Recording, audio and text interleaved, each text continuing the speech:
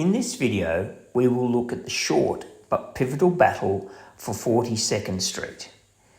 This battle was part of the larger Battle of Crete, which took place between the 20th of May and 1st of June 1941.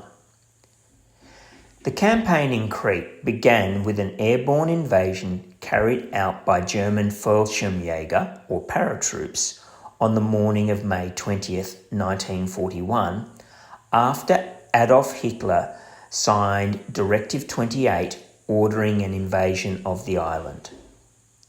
The assault, codenamed Unternehmen Merkur, or Operation Mercury, commenced when German paratroopers, who were part of the 7th Flieger Division, descended upon the island aiming to seize key military points and neutralise the Allied forces.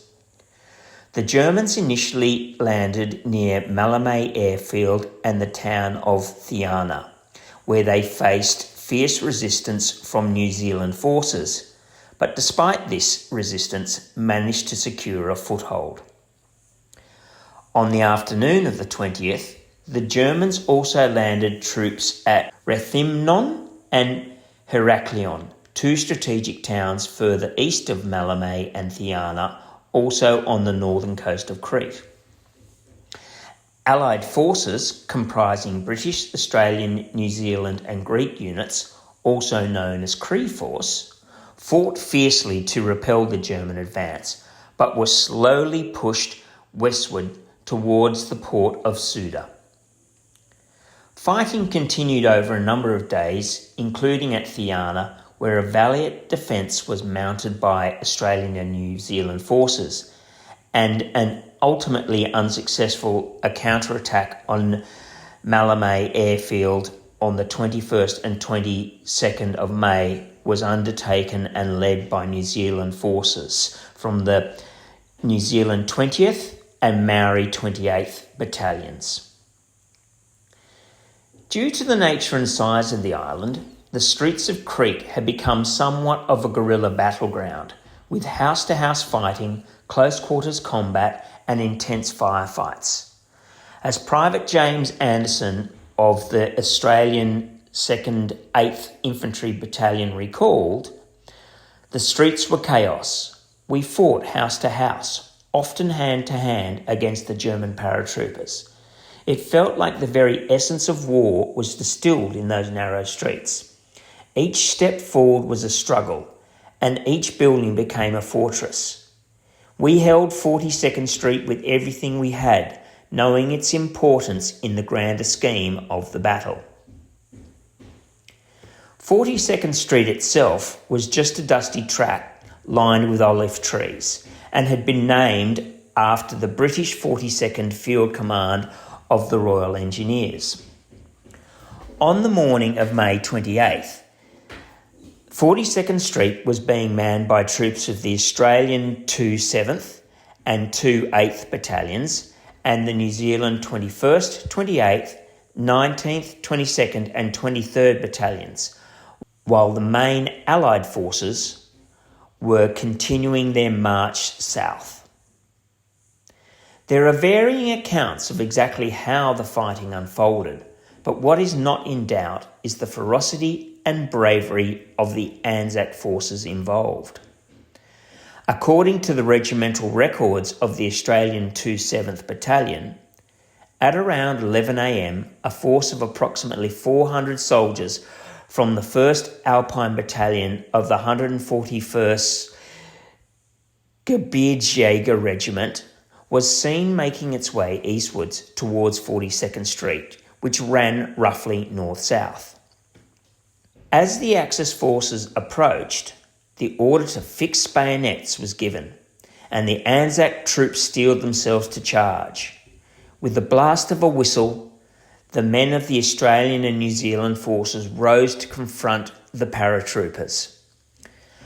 Above the sounds of battle, a distinctive roar erupted, one that could only have come from the Maori troops of the 28th Battalion.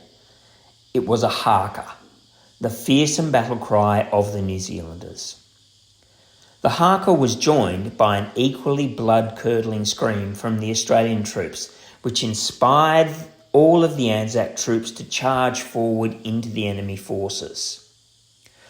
Private Reg Saunders, an Indigenous Australian soldier from the Australian 2 7th Battalion, recalled the scenes. "It was crazy, the most thrilling few minutes of my life. We were all obsessed with this mad race to slaughter with the bayonets. It wasn't like killing kangaroos. When we got there, they were real men, excited like us, and some of them terribly frightened. They were highly trained Germans, but they got such a shock." The New Zealand accounts mirrored those of Reg Saunders.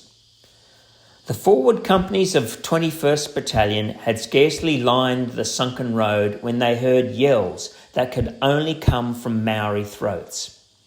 It was a blood-stirring haka, and the sight of the Maori battalion charging with vocal accompaniment sent the whole line surging forward.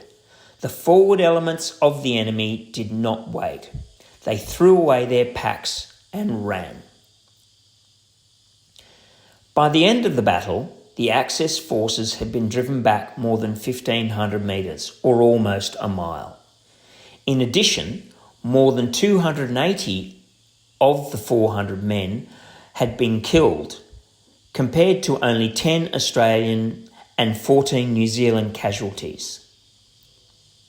While only a minor skirmish in the larger Battle of Crete, the Battle of 42nd Street was crucial to the Allied withdrawal as it halted the Axis advance on the 27th. Allied forces continued to hamper the enemy's advance over the following days. Unfortunately, the majority of the men of the Australian 2 7th were eventually captured, but not without enabling the Allied forces to continue their retreat south over the White Mountains to the port of Svikia, where 12,000 Allied troops were withdrawn.